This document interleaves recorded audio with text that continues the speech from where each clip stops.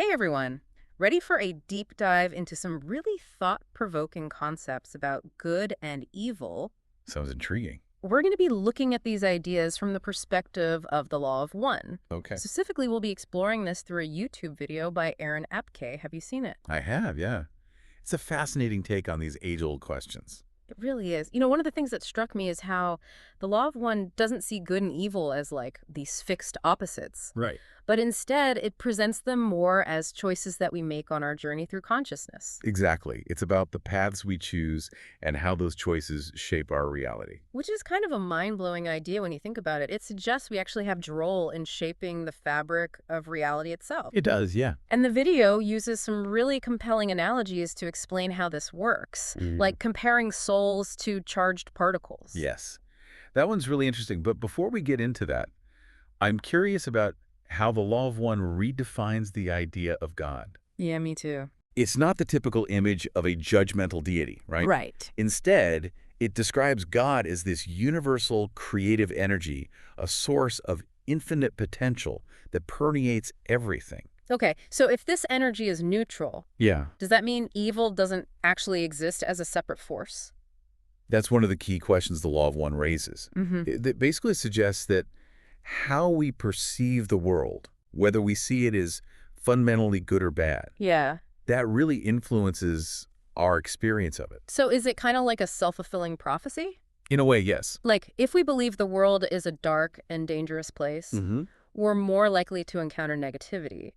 But if we approach life with a more positive outlook, we might actually attract more goodness into our lives. That's a really great way to put it. Yeah. And this leads us to the idea of polarity, which the video describes as a driving force in our spiritual evolution. Okay, yeah. And it uses that analogy of charged particles to illustrate this.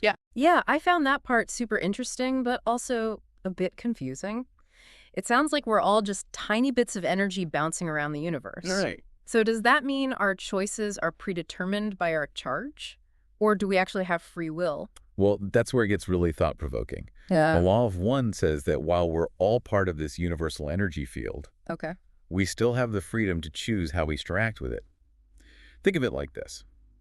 Just as particles with a positive or negative charge behave differently, we can choose to align ourselves with a positive or negative polarity. So it's less about being good or bad in a like moralistic sense, Right. and more about the kind of energy we're putting out into the world. Exactly. And this brings us to the two primary paths described in the Law of One: service to others and service to self. Okay, those terms seem pretty straightforward, but I'm guessing there's more to them than meets the eye. Oh, absolutely. Can you elaborate on what each path entails? Certainly. Service to others is all about recognizing our interconnectedness and acting from a place of love, compassion, and unity. So like figures like Gandhi or Mother Teresa. Exactly. People who dedicated their lives to the betterment of humanity. That makes sense. But what about service to self? The term itself sounds kind of negative. Does the Law of One condemn any form of self-interest? Not necessarily. It's not about condemning self-interest altogether. Right. We all have needs and aspirations, right? Right.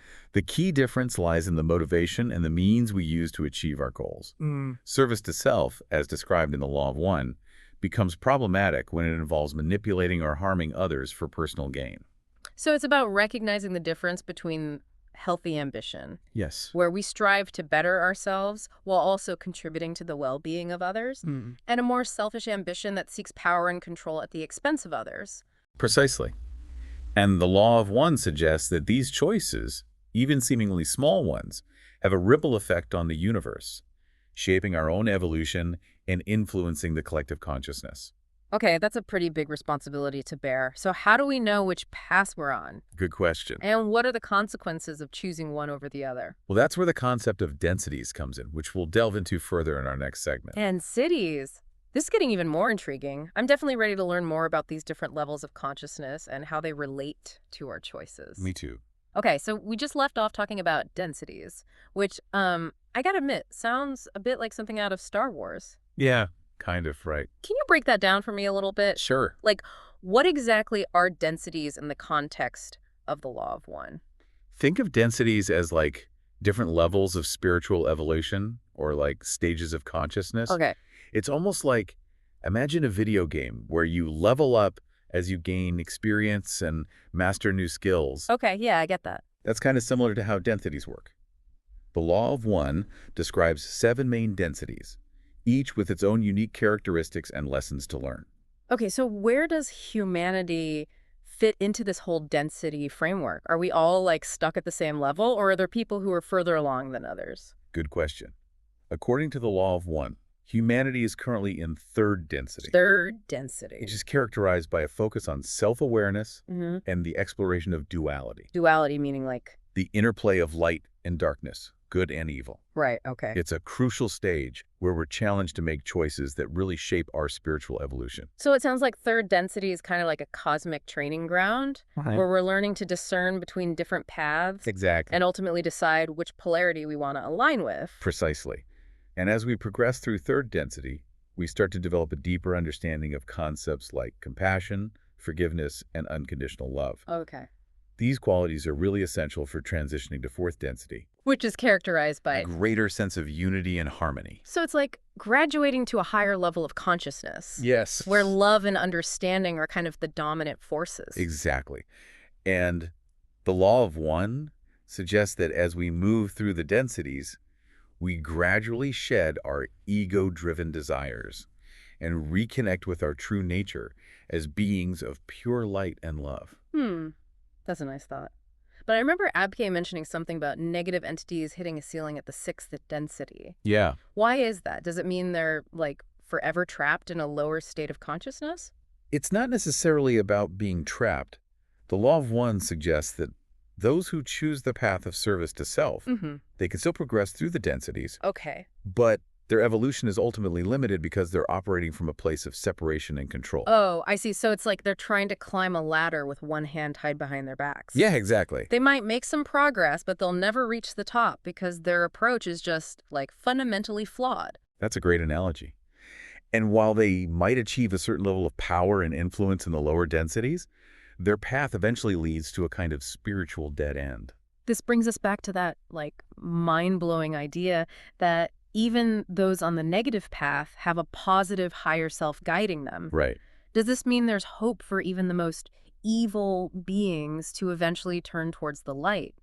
The law of one doesn't really give a definitive answer on that, Okay. but it does suggest that we all have the potential for redemption and transformation. It's a concept that really challenges our traditional notions of good and evil and opens up the possibility of a much more nuanced understanding of the spiritual journey. Speaking of nuanced perspectives, I want to circle back to something we mentioned earlier, wanderers. Yeah. Can you remind me who these cosmic travelers are and what role they play in our evolution? Yeah, so wanderers, as described in the law of one, are souls that originate from higher densities. They've already experienced the love and unity of those realms and choose to incarnate in third density to help humanity in its evolution. So they're kind of like spiritual ambassadors, Yeah, like bringing wisdom and light from higher realms to help us navigate the challenges of, like, our current reality. that's a beautiful way to put it.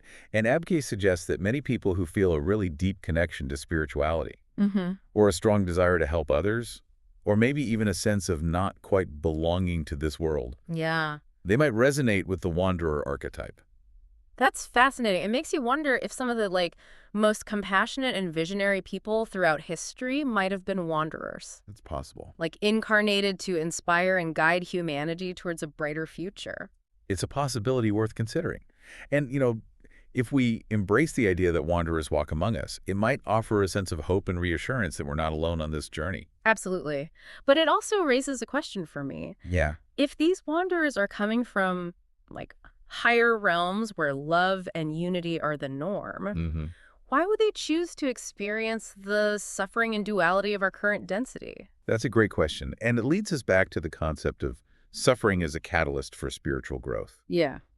The law of one suggests that suffering arises from the friction between, like, our desires and the limitations of our current reality. It's like that analogy Abke used about frogs in boiling water. Yes. Some choose to jump out and escape the heat, while others choose to stay and try to, like, adapt to the intense environment. Exactly.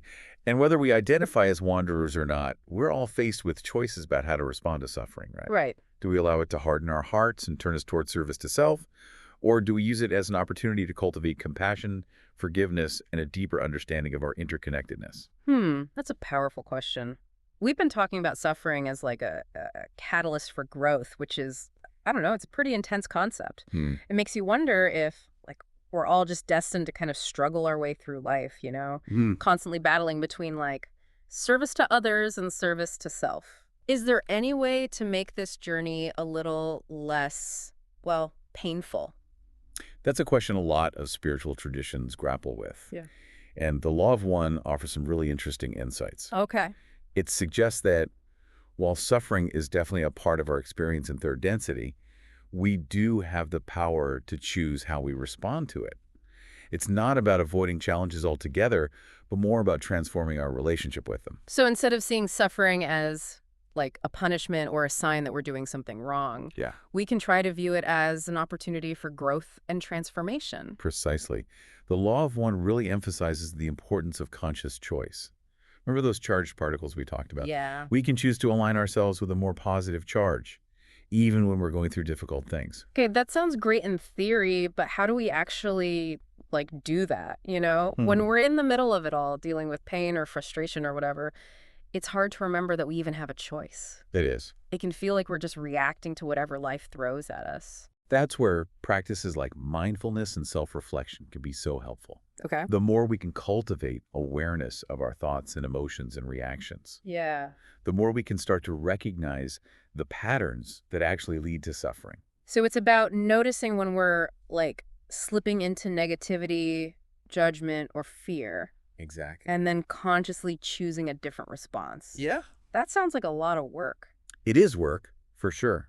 But it's the kind of work that leads to true liberation. Hmm. The Law of One encourages us to cultivate compassion, not just for others, but also for ourselves. Right. When we can approach our own struggles with kindness and understanding, we create space for healing and growth. That makes sense. It's like we're learning to become better navigators of our own, like, inner landscape, Mhm. charting a course towards greater peace and understanding. That's a beautiful way to put it. Mm. And as we become more skilled at navigating our own inner world, we naturally start to radiate that energy outward, Oh, I see. influencing the collective consciousness in a positive way. So it's not just about personal growth, it's also about contributing to a more loving and harmonious world for everyone. Exactly. Remember, the Law of One really emphasizes the interconnectedness of all beings. Right. Every choice we make, every act of kindness, every moment of forgiveness, it all ripples outward, creating a subtle shift in the collective energy field. Wow, that's a powerful thought. Yeah. It makes you realize that even seemingly small actions can have a huge impact on the world around us. It's both humbling and empowering, right? Yeah. We're not just passive observers in this grand cosmic play. We're active participants, co-creating reality with every thought, word, and deed. Well, as we wrap up this deep dive into the Law of One, I'm left with a sense of wonder and possibility. It's a lot to take in, but I feel like I've gained some really valuable insights into like the nature of good and evil, Right. the power of choice, and the interconnectedness of all things. That's great to hear. And perhaps that's the greatest gift of exploring these spiritual concepts. It invites us to question our assumptions, expand our awareness, and embrace the mystery of existence with curiosity and compassion. Well, thank you so much for guiding me through this. This has been really fascinating, and I have a feeling I'll be pondering these ideas for quite some time. I think we all will. The journey of understanding is an ongoing one, but hopefully this deep dive has inspired you to keep exploring these concepts and to live each day with a greater sense of purpose and connection.